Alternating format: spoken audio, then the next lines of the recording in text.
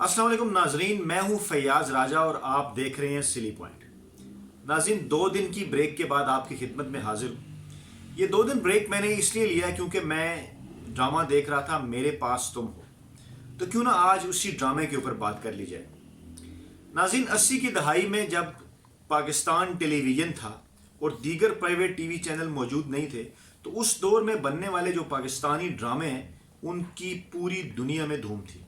और बाज़ ड्रामे जो 80 की दहाई में रिपीट हुए, जैसे वारिस, सोना चांदी, अंधेरा उजाला, इन ड्रामों के जो किरदार थे वो हमारे साथ चलते थे।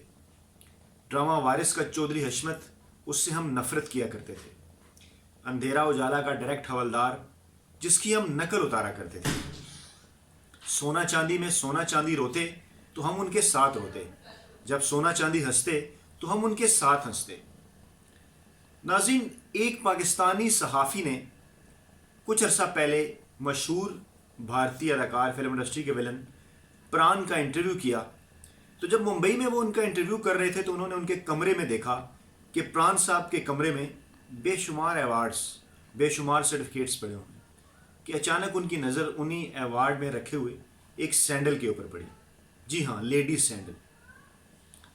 वो जो सहाफ़ी थे वो बड़े हैरान हुए। उन्होंने प्राण साहब से पूछा, प्राण साहब, इतने बड़े बड़े अवार्ड्स में, इतने काबिल कदर अवार्ड्स में ये सैंडल, इसकी क्या वजह? प्राण साहब थोड़ा सा मुस्कुराए और उन्होंने उस पाकिस्तानी सहाफ़ी को बताया कि उनकी मशहूर फिल्म थी राम और श्याम।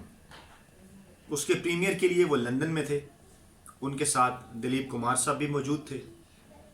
फिल्म का प्रीमियर जब ख़त्म हुआ तो फिल्म के अंदर, क्योंकि प्राण साहब ने एक खासे जालिम आदमी का किरदार अदा किया, प्राण साहब उस फिल्म के अंदर विलन थे, तो उन्होंने कहा कि जब प्रीमियर ख़त्म होने के बाद हम सिनेमा हॉल की सीढ़ियाँ उतर रहे थे तो अचानक उनके ऊपर एक खातून ने खींचकर सैंडल दे मारा। वो सैंडल उनको लगा और एकदम से गुस्से में उन्होंने आगे बढ़ने की कोशिश की, तो दिलीप कुमार साहब ने उनके कंधे पे हाथ रख लिया और कहा, प्राण, ये सैंडल उठा लो, ये सैंडल तुम्हारा सबसे बड़ा अवार्ड है। इस तरह का अवार्ड तो कभी मुझे भी नहीं मिला, ऐसी कभी तारीफ़ तो मेरी भी नहीं हुई। ये सैंडल, ये जो तुम्हें लगा, इस खातून ने मारा, ये जाहिर करता है कि तुमने अपने किरदार के साथ इंसाफ कर दिया। तो नाजरीन, मेरा यही कहने का मकसद था कि जिन किरदारों का मैं आपके साथ जिक्र कर रहा था, चौधरी हशमत हो, सोना चांदी हो या डायरेक्ट हवलदार हो, वो तमाम जो किरदार थे वो जीते जागते किरदार थे और हमारे साथ साथ चलते थे।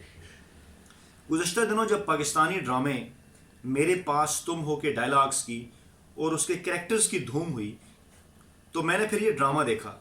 ये ड्रामा बेसिकली 3 कैरेक्टर्स के ऊपर मुश्तमिल है, जिसमें से एक किरदार अदनान सिद्दीकी ने अदा किया, दूसरा किरदार हुमायूं सईद ने अदा किया, और जो अहम किरदार ड्रामे की हीरोइन का है वो आयज़ा खान ने अदा किया। अदनान सिद्दीकी और हुमायूं सईद के साथ तो मेरा तारुफ 90 की दहाई से है, लेकिन आयज़ा खान को इससे पहले शायद मैंने चलते फिरते एक ड्रामे प्यारे अफजल में देखा, और उसके बाद फिर इस ड्रामे के अंदर गौर से मैंने उनकी अदाकारी को देखा और उन्हें जज किया। नाज़रीन, जैसा कि मैंने आपके साथ प्राण का वाक़या शेयर किया, तो वो वाक़या बताने का मतलब ये था कि जो कैरेक्टर अगर आप किसी भी ड्रामे में या फिल्म में अदा करते हैं, अगर वो कैरेक्टर कोई मनफी कैरेक्टर है और लोग वाकई असल ज़िंदगी में आपसे नफ़रत करना शुरू हो जाएं, तो आप ये समझ लें कि आपने उस ड्रामे का हक़ अदा कर दिया।